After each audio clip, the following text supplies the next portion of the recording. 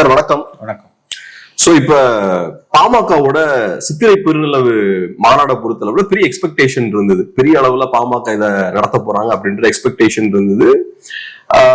ஏறக்குறைய 2 லட்சம் பேர் அந்த மாநாட்டுல கலந்துக்கிட்டாங்க அப்படின்ற மாதிரியும் சொல்றாங்க. இதை விட பெருசா எக்ஸ்பெக்ட் பண்ணாங்க, பட் ஒரு 2 லட்சம் பேர் கலந்துக்கிட்டாங்க அப்படின்ற மாதிரி சொல்றாங்க. இதுக்கு ஒரு பொலிட்டிக்கல் சிக்னிபிகன்ஸும் இருக்கு. ஏன்னா மேடையில அன்புமணி அவர்கள் பேசும்போது திமுகவை கடுமையா விமர்சிச்சு பேசுறாரு. அதே மாதிரி ராமதாஸ் அவர்கள் பேசும்போதும் அவருக்கும் சில அதிருப்திகள்லாம் இருக்கு. சோ இப்ப நடந்த இந்த விஷயங்கள்லாம் வச்சு பார்க்கும்போது நம்ம இதை எப்படி பார்க்கலாம்? பாமகவை பொறுத்தளவுல திமுக அலையன்ஸ்குள்ள போக மாட்டாங்க, டெஃபினட்டா ஃபைனலா அவங்க ஏடிஎம்கே பாஜக அலையன்ஸ்க்கு தான் போவாங்க அப்படின்ற ஒரு முடிவுக்கு வந்துடலாமா? அவங்களுக்கு ஆப்ஷன் இல்லைங்க. அவங்க டிஎம்கே அலையன்ஸ்க்கு போக முடியாது. ஏன்னா ஸ்டாலின் கண்டிப்பா ஒப்புக்கொள்ள மாட்டார். பாமக உள்ள வந்தோன்னா திரும்ப வெளியில போயிடுவார், கண்டிப்பா போயிடுவார். அதனால ராமதாஸ் கதவை பலமா தட்டுறாரு. தன்னால ஆன வரைக்கும் திமுக கூட்டணியில போய் சேர்ந்தணும்னு பாக்குறாரு. ஒருபோதும் அது நடக்காதுன்னு நான் நினைக்கிறேன். Of course there is no last word in politics. திரும்ப காவை கொடுத்துட்டு ராமதாஸ் கூட்டணிக்குள்ள சேர்க்கிற முடிவை, பாமகவுக்கு சேர்க்கிற முடிவை ஸ்டாலின் எடுப்பாரே, ஆனால் அது கண்டிப்பாக திமுக கூட்டணிக்கு மிகப்பெரிய பின்னடைவை ஏற்படுத்தும். ஏன்னா திரும்ப ஒரு கேம் சேஞ்சர். 2016 மக்கள் நல கூட்டணி உருவாகி 1.5% ஓட்டை வாங்கி அவங்க படுதோல்வி அடைஞ்சு, ஆனா திமுகவை ஜெயிக்க விடாம செஞ்சது திருமாவளவன் தான். அவருக்கு தான் அதுல முக்கிய ரோல். திரும்ப ஒரு இண்டிவிஜுவல் மட்டும் பார்க்க கூடாது, இஸ் அ கேம் சேஞ்சர்.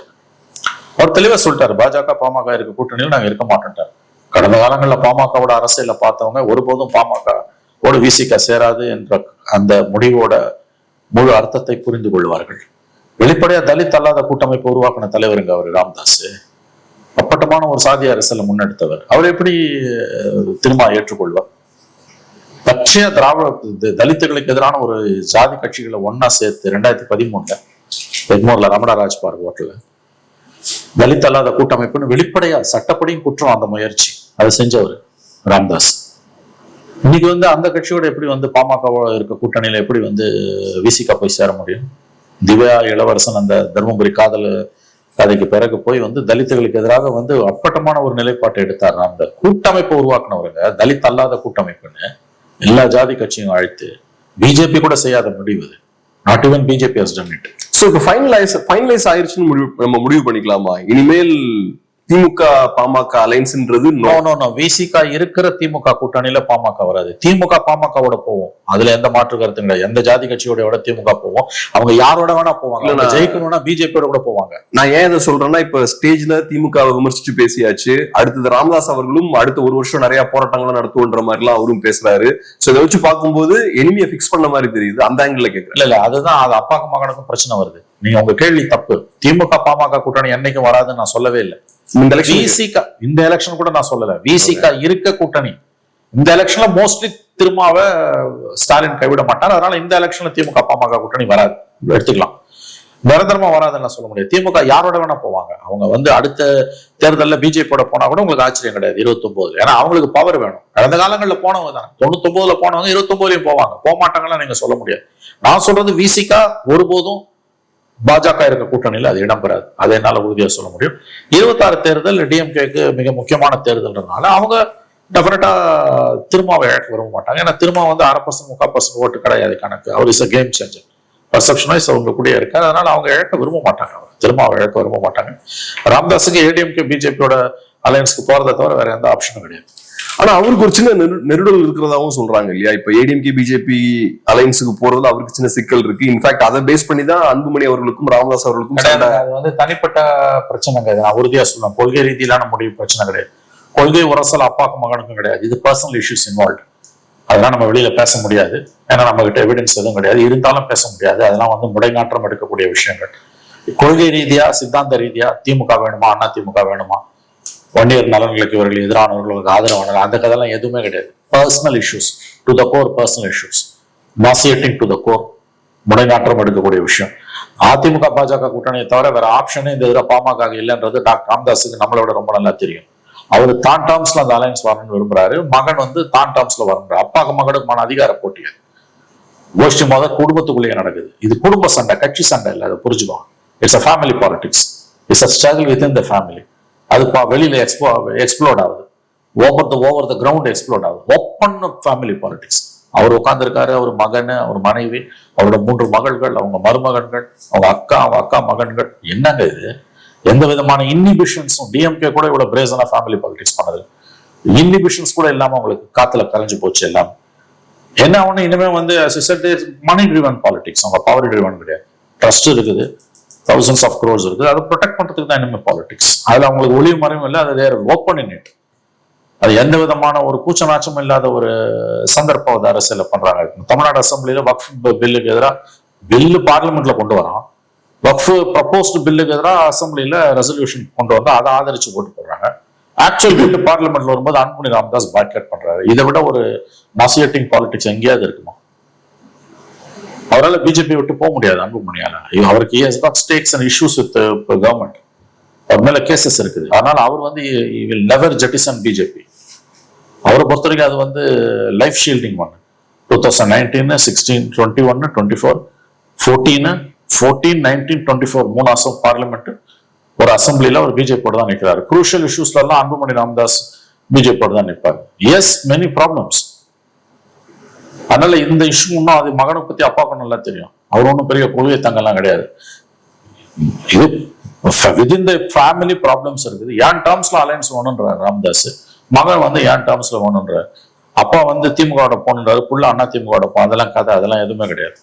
இப்ப இன்னொரு விஷயம் என்னன்னா, சில நாட்களுக்கு முன்னாடி நீங்க சொன்ன மாதிரி அப்பா மகன் 2 பேருக்கும் சண்டை வந்து பெருசா வெடிக்குது. அதுக்கப்புறம் நான் தான் தலைவர் இனி ஃபியூச்சர்ல அப்படின்ற மாதிரி ராமதாஸ் அவர்கள் அனௌன்ஸ் பண்றாரு. ஆனா இப்ப மாநாட்டுல நடந்த விஷயங்கள்லாம் வச்சு பார்க்கும்போது ஓரளவுக்கு சிச்சுவேஷன் ஸ்மூத் ஆயிடுச்சுன்னு எடுத்துக்கலாமா? ஏன்னா அன்புமணி அவர்கள் டாமினன்டான ரோல் பிளே பண்றாரு ஒண்ணு. ரெண்டாவது, பொலிட்டிக்கல் விஷயங்கள் அவர் தான் பேசுறாரு. இப்ப திமுக விமர்சிச்சு பேசினது, பொலிட்டிக்கல் ஸ்டாண்ட், இந்த விஷயங்கள் எல்லாம் அன்புமணி தான் பேசுறாரு. ராமதாஸ் அவர்களை பொறுத்தளவுல கட்சிக்காரங்களை அட்ரஸ் பண்றாரு. கட்சிக்காரங்களுக்கு அட்வைஸ் பண்றதா இருக்கலாம், அவங்களை விமர்சிக்கிறதா இருக்கலாம், கடுமையா அவங்களை பேசுறதா இருக்கலாம். இந்த விஷயங்கள் எல்லாம் ராமதாஸ் அவர்கள் பண்றாரு. சோ அப்படி பார்க்கும்போது இப்ப கரெக்டா ஒரு சின்ன ஒரு பார்ட்டிஷன் அங்க நடந்த மாதிரி இருக்கு. நீங்க இவரு அன்புமணி ஒரு விஷயத்த ஹேண்டில் பண்றாரு, இவரு ஒரு விஷயத்த ஹேண்டில் பண்றாரு. ஓரளவுக்கு ஒரு அண்டர்ஸ்டாண்டிங் இருக்கும். அப்படிலாம் கிடையாது. உள்ள பிரச்சனை மொத்தல இருக்கு, முத்திட்டு இருக்குது. அதான் தெளிவா சொல்லல. கூட்டணியை பத்தி நான் முடிவு பண்ணிக்கிறேன், நீ பேசாதன்ட்டார்ல ராமதாஸ். மகனை பத்தி சொல்றாருல, நீ வந்து இந்த அலைன்ஸ் எல்லாம் நான் தான் முடிவு பண்ணுவேன், நீ முடிவு பண்ண முடியாது. நீ 4 போன் வச்சுக்கோ, என்ன 4 போனோட வாங்கிக்கோ, வச்சியா சொல்றாரு, சம்பாதிச்சுக்கோ, பாலிடிக்ஸ் வராது, நான் சொல்ற முடிவுதான்றாரு. ஓப்பனா சொல்றாரு மகனை பத்தி. அப்புறம் 10 நாள் 1 மாசம் மேல என்ன சொன்னாரு, கட்சியில இருந்து மகனை தலைவர் பதவியில இருந்து நீக்கி செயல் தலைவர் ஆகிட்டு தன்னையே தான் தலைவர் ஆகிட்டப்ப என்ன சொன்னாரு, இதுக்கு சில காரணங்கள் இருக்குது, அது என்னன்றதை வரும் நாட்கள்ல சொல்லுவேன்னாரு. ஓப்பனா சொல்றாரு. இது எல்லாத்தையுமே மகனுக்கும் அப்பாவுக்குமான சண்டை. அது பேரனா அப்பா ப்ரமோட் பண்றாரு மகனுக்கு பதிலாக, அது எங்க போய் முடியும்னு தெரியாது. It's a tug of war. It's a family issue completely. No issues, no political issues, no strategy, no ideology involved. இது முழுக்க who used to control several thousand crores trusts and their properties, அவ்வளவுதாங்க. இப்ப சித்திரை முழுநிலவு மாநாட பொறுத்தளவுல ஏறக்குறைய ஒரு 11 years அதை நடத்தல, அதுக்கப்புறம் இப்ப நடத்துறாங்க. இந்த ஒரு லாஸ்ட் ஒரு 10 இயர்ஸ் பார்த்தோம்னா பாமக நிறைய எக்ஸ்பெரிமெண்ட்ஸ் எல்லாம் பண்ணிருக்காங்க. நம்ம எல்லா மக்களையும் உள்ள கொண்டு வரணும், எல்லாருக்குமான கட்சியா இருக்கணும் அப்படின்ற மாதிரிலாம் ரீபிராண்டிங் பண்ண ட்ரை பண்ணாங்க. அன்புமணி அவர்களும் ஒரு சிஎம் ஃபேஸா ப்ரொமோட் பண்ண ட்ரை பண்ணாங்க. அந்த விஷயங்கள்லாம் பெருசா ஒர்க் அவுட் ஆகல. இப்ப வேற ஒரு ஸ்ட்ராட்டஜி எடுத்திருக்காங்க. இன்ஃபேக்ட் அந்த மாநாட்டுல பேசின விஷயங்கள்லாம் வச்சு பார்க்கும்போது திரும்பவும் இப்ப சாதிய மையமா வச்சு அரசியல் பண்ண ஆரம்பிச்சிட்டாங்களோ. ஆமா, ஸ்ட்ராங்கா அந்த விஷயம் நிறைய பேசுறாங்க. வேற எதுவுமே இல்ல, ஜாதி தான் கையில, வேற எதை பத்தியும் பேச முடியாது. ஜாதி ஒண்ணை மட்டும் வச்சுதான் அவங்க அரசியல் ஆரம்பிச்சாங்க, அரசியல்ல கொழிச்சாங்க. அது கொஞ்சம் சில காலம் ஒதுக்கி வச்சிருந்தாங்க, சமூக நீதி அப்படிலாம் பேசி நடந்தாங்க. இப்ப மறுபடியும் பேக் டு த ரூட்ஸ், மறுபடியும் ஜாதிக்கு போயிட்டாங்க. அவங்க வேற ஒன்றும் பெருசா ஒன்றும் அவங்களால பண்ண முடியல. இது எல்லாத்தையும் விட முக்கியமான விஷயம், இந்த மாதிரி மாநாடு நடத்தும்போது இதை வச்சு, அது எலெக்ஷன், இந்த ரன் அப் டு எலெக்ஷன், தேர்தலுக்கு 1 வாரம் 1 மாசம் முன்னால இதை பண்ணும்போது இவங்க என்ன பண்ணுவாங்கன்னா, இந்த பவரை காமிச்சு, இந்த கிரௌடை காமிச்சு டிஎம்கேவோ ஏடிஎம்கேவோ அவங்ககிட்ட பார்கெனிங் சிப்பா இதை யூஸ் பண்ணுவாங்க. அதுவும் தட் ஹஸ் பீன் கொலாப்ஸ்ட். எதற்காக இந்த மாதிரியான மாநாடுகள் இவங்க நடத்துறாங்களோ, இந்த கான்செப்டே உருவாச்சோ, அதுவும் நேற்று வந்து டிஃபிட்டட். இவங்களால ஒரு யுனைடெட் ஃபேஸே பிரசன்ட் பண்ண முடியல. இவங்களை 2 கூட்டணியில யார் சேர்த்துக்கிட்டாலும் அவங்க கொடுக்கறத தான் இவங்க வாங்கணும். இவங்களால ஹாட் பார்கெனிங் பண்ண முடியாது. 2 லட்சம் அது ரொம்ப கம்மி கூட்டம், பலத்தை காட்டலையா? ஒண்ணுமே கிடையாது. இது வந்து அவங்க கன்வென்ஷன், அவங்க சென்ஸ் படி பார்த்தா அது கூட்டம் கம்மி. அதை விட முக்கியமானது பார்ட்டி ஸ்பீக்கிங் இன் 2 வாய்ஸஸ். அதாவது ஆக்சுவலா இந்த மாதிரி கூட்டத்தை பாமக எப்பவுமே வந்து எலெக்ஷனுக்கு முன்ன 1 வருஷம் முன்னால 6 மாசம் முன்னால கூட்டும் போது அந்த கிரௌடை காமிச்சுதான் பார்கெயின் பண்ணுவாங்க. இந்த தடவை அதுவும் போச்சு. வேற என்ன, வெரி டவுன் அண்ட் அண்டர். இப்ப ரொம்ப லோ விக்கெட்ல இருக்காங்க அவங்க. அவ்வளவு ஈஸியா ஒண்ணும் பண்ண முடியாது. எந்த பர்பஸுக்காக இந்த மாதிரியான மாநாடுகள் கூட்டப்படுதோ அதுவே நேற்று வந்து நிறைவேறாம போயிருக்குது. கூட்டமும் இவங்க நினைச்ச மாதிரி வரல. அந்த டிவிஷன் இஸ் டீப்பனிங். ஓப்பனா வந்து அப்பா மகன் சண்டை சந்தி சிரிக்க ஆரம்பிச்சிருக்குது. வெளிப்படையா அப்பா திட்டுறாரு மகனை, கட்சிக்குள்ளேயே கூட்டணி, கட்சிக்கு கூட்டணி, 4 போன் வச்சுக்கிறேன், இன்னும் 4 போன் வாங்கிக்கோ, personal attack, hitting below the belt, நான் சொல்றதான் நடக்கணும், இஷ்டம் தான் இல்ல போன்றாரு. சோ 1 மாசம் மேல நடந்தது எதுவுமே மாறல இன்னைக்கு. ராமதாஸ் அவர்கள் இப்ப ஆஃப் லைட் ரொம்ப விரக்தின்னு சொல்லாம ரொம்ப மூடியா இருக்காரு அப்படின்ற மாதிரி தெரியுது. ஆக்சுவலா நான் வந்து ஒரு ஆங்கர் இருக்கு. ஒரு 12-13 இயர்ஸ்க்கு முன்னாடி ஒரு பிரஸ் மீட் போகும்போது கொஞ்சம் அக்ரெசிவா தான் இருப்பாரு, கொஞ்சம் கோவம் எல்லாம் படுவாரு. பட் இப்ப அந்த மேடையில பேசும்போதும் ரொம்ப ஃப்ரஸ்ட்ரேஷன் தெரியுது, எல்லாம் நடிகர்கள் முன்னாடி போறாங்க அப்படின்லாம் விரக்தியில வழக்கமா திட்டுறது அவரு. சோ அது அவருக்கு தெளிவாவே தெரியுது. நம்ம நேத்தை விட இப்ப கம்மியா சீட்ஸ் வாங்கிட்டு இருக்கோன்ற விஷயத்த சொல்றாரு. மேபி அதெல்லாம் சொல்லாம இருந்தா ஃப்ரஸ்ட்ரேஷன் இஸ் கரப்டட், ஆங்கர் இருக்குது அவருக்கு. But more then that it's a problem within the familyங்க. அவர் ஒன்றும் பெருசா வந்து திமுகவோட போகணும்லாம் ஆர்வம் காட்டல. திமுகவோட இவங்க போக முடியாதுன்றது அவருக்கு நல்லா தெரியும். திமுகவோட பாமக போகணுமா போக வேணாமான்றது ராமதாஸ் எடுக்கிற முடிவு இல்லை, அது ஸ்டாலின் எடுக்கிற முடிவு. ஸ்டாலின் ஒருபோதும் அதை ஒப்புக்கொள்ள மாட்டார். பிகாஸ் பிஎம்கே இன் விசிக்கு அவுட்னா அது டிஎம்கேவோட இமேஜை கொலாப்ஸ் பண்ணிட்டோம். 2 லெஃப்ட்டுமே கூட அதை ரெசிஸ்ட் பண்ணுவாங்க. ஏன்னா Thiruma is the only leader on some principles is standing. தேர்தலுக்கு தேர்தல் இவங்க அணி மாறுவாங்க BJP PMK. Every election they change their position. உங்களுக்கு தெரியும் அவர் அப்படி கிடையாது. இல்ல ஆன்டி பிஜேபின்றதுல சாலிட் அல்ல இருக்க. இவங்க ஒவ்வொரு தடவையும் மாறிட்டே போறாங்கன்னா எப்படி இவங்களுக்காக நீ வந்து விசிகாவை லூஸ் பண்றீங்கன்னா then it's disaster for DMK alliance. Stalin will never do it, you can take it from me. இந்த இஷ்யூல ஸ்டாலின் கண்டிப்பா தப்பு செய்ய மாட்டார். அப்ப ஏன் ராமதாஸ் இதை வலியுறுத்துறாருன்னா இஷ்யூ இஸ் டிஃப்ரெண்ட். இஷ்யூ டிஎம்கேவா ஏடிஎம்கேவான்றது கிடையாது, நானா என் மகனான்றது. Son is calling the shots. அதை வந்து he wants to retrieve back his power and this is going to be an election year. உங்களுக்கு தெரியும், ரிப்பிங் பீரியட், அறுவடை காலம். அறுவடை காலத்துல அதிகாரம் மகன்கிட்ட இருக்கிறத விட அப்பா தாங்கையில இருக்கணும்னு விரும்புறாருன்னா அது என்னன்றதை நீங்களே புரிஞ்சுக்கலாம். there is no need for us to explain. அவசியமே கிடையாது, நமக்கு எல்லாருக்கும் எல்லாம் தெரியும் இன்னைக்கு. ஸோ இந்த இஷ்யூ வந்து அடிப்படையில் ஒரு ஃபேமிலி இஷ்யூ, குடும்ப பிரச்சனை அரசியல் பிரச்சனையா தோற்றம் கொடுக்குது. அவ்வளவுதான், சரியாயிடும், கொஞ்ச நாள்ல சரியாயிடும். சரி, இப்ப இன்னொரு முக்கியமான ஒரு பாயிண்ட்டும் இருக்கு. இப்ப பிஎம்கே பொறுத்தளவுல ஏடிஎம்கே பிஜேபி அலைன்ஸ்ல போய் சேருவதுதான் அவங்களுக்கு ஒரே ஆப்ஷன் அப்படின்ற சூழல் இருக்கு. இப்ப 21 டே சொல்லப்பட்ட விஷயம் என்னன்னா பிஎம்கே ஏடிஎம்கே அந்த அலைன்ஸ்ன்றது சரியா ஜெல் ஆகல அப்படின்ற ஒரு பாயிண்ட் வந்து அந்த டைம்ல நிறைய பேர் சொன்னாங்க. அதுக்கான காரணம் என்னன்னா பிஎம்கே ஓட்ஸ் அங்க ஷிஃப்ட் ஆச்சு ஏடிஎம்கேவுக்கு, அதனால ஏடிஎம்கேவுக்கு பெரிய லாபம் ஏற்பட்டுச்சு. பட் ஏடிஎம்கே ஓட்ஸ் வந்து பிஎம்கேவுக்கு ஷிஃப்ட் ஆகல. அந்த காஸ்ட் கால்குலேஷன்ஸ் வந்து கரெக்டா ஒர்க் அவுட் ஆகல, அங்க இருக்க ஓட்ஸ் இங்க ஷிஃப்ட் ஆகல, டிரான்ஸ்பர் ஆகல அப்படின்ற ஒரு பாயிண்ட் அப்ப பரவலா பேசப்பட்டுச்சு. இன்ஃபேக்ட் அதனாலதான் பிஎம்கேவும் ரொம்ப அன்ஹாப்பியா இருந்தாங்க, ராமதாஸ் அவர்களும் ரொம்ப அன்ஹாப்பியா இருந்தாரு. நம்ம அவங்களுக்கு நிறைய டெலிவர் பண்றோம், பட் அங்கிருந்து ஓட்ஸ் இங்க டிரான்ஸ்பர் ஆகல அப்படின்ற கோவம் இருந்ததுனாங்க. இப்ப அது சரியாகும்னு நினைக்கிறீங்களா? சிக்கல் தானா? இல்ல 26 1 இயர் கேப்ரியல் 26ல போகும்போது திமுக வேணுமான்றதுதான். அப்ப டிஎம்கே அப்ப ஏடிஎம்கே பிஜேபி ஒரு ஸ்ட்ராங் அலையன்ஸ் போட்டு குட்டி குட்டி கட்சியெல்லாம் உள்ள வச்சுக்கிறாங்கன்னா அதுல பிஎம்கே ஜாயின் பண்ணிச்சா அதில் போய் ஃபார்மடபிள் அலையன்ஸ். மற்ற இஷ்யூஸ் எல்லாம் அது கரைஞ்சிடும், ஜெல் ஆயிடும். அந்த ஜெல் ஆகிறத பத்தி பிரச்சனை கிடையாது. அது அந்த மெகா அலையன்ஸ் ஃபார்ம் ஆகும்போது 5 இயர்ஸ் முடிச்சு டிஎம்கே போகும்போது இட்ஸ் ரெஃபரண்டம். ஸ்டாலின் வேணுமா வேணாமான் போது மற்றதெல்லாம் பேக் பர்னருக்கு போயிடும். அதனால தட்ஸ் நாட் அன் இஷ்யூ, அது பிரச்சனை கிடையாது. ஏடிஎம்கே பிஜேபி அலையன்ஸ்குள்ளே இவங்க ஒரு கட்டத்தில் போயிடுவாங்கன்னு தான் நான் நினைக்கிறேன். இவங்களுக்கு வேற ஆப்ஷன் கிடையாது, இவங்க டிஎம்கேக்கு போக முடியாது, தனியா ஒருபோதும் அவங்க இனிமேல் நிற்க மாட்டாங்க. Elections R costly affair Gabriel. அது வந்து செலவு பண்றது மட்டும் இல்லை, பொலிட்டிக்கல் பார்ட்டிஸுக்கு அது வந்து reaping period. That to smaller பார்ட்டிஸுக்கு, parties which are run on which are basically money driven parties, பணத்தை காப்பாற்றுறதுக்கு சொத்தை காப்பாற்றுறதுக்கு அரசியல் நடத்தக்கூடிய எல்லா கட்சிகளுக்கும் அவங்கெல்லாம் யாருன்னு எல்லாருக்கும் தெரியும், நம்மளாம் நேம் பண்ண வேண்டிய அவசியம் இல்லை. அவங்களுக்கெல்லாம் வந்து தேர்தல் என்பது ஒரு அறுவடை காலம், அதை அவங்க இழக்க வர மாட்டாங்க. அது பிஜேபி இந்த தடவை வந்து மைண்ட் பாக்லிங் அமௌண்ட் அவங்க கொடுப்போம். அதனால அவங்க அதெல்லாம் அதை விட்டுட்டுலாம் அந்த மேக்னெட்டை விட்டுட்டுலாம் அவங்களால நகர முடியாது. இப்ப பிஎம்கேவோட கேஸ பார்க்கும்போது அவங்க கையில பெரிய ஆப்ஷன்ஸ் இல்ல, பெரிய கட்சிகள் யாராவது ஒருத்தவங்க கிட்ட போய் ஆகணும் அப்படின்ற ஒரு சூழல், ஏதாவது ஒரு அலையன்ஸோட போய் சேரணுன்ற ஒரு சூழல். சோ அப்படி இருக்கும்போது அவங்களோட அந்த பார்கெனிங் கெப்பாசிட்டி எல்லாம் கம்மி ஆயிடும். சில காலகட்டங்கள் நம்ம திரும்பி பார்க்கும்போது சிறிய கட்சிகளோட பார்கெனிங் கெப்பாசிட்டி ரொம்ப ஸ்ட்ராங்கா இருந்திருக்கு. ஒரு காலகட்டத்துல டிஎம்டிகேவுக்குலாம் பெரிய பார்கெனிங் பவர் இருந்திருக்கு. அதே மாதிரி மக்கள் நல கூட்டணியா இருக்கலாம், இந்த விஷயங்கள்லாம் நடக்கும்போது பெரிய பார்கெனிங் பவர் அவங்களுக்கு இருந்தது. இப்ப கம்ப்ளீட்டா சூழல் மாறின மாதிரி தெரியுது. சிறிய கட்சிகள்லாம் அவங்களோட சர்வைவலுக்கே கஷ்டப்பட்டு இருக்கிற மாதிரியான ஒரு சூழல் இருக்கிறதா தெரியுது.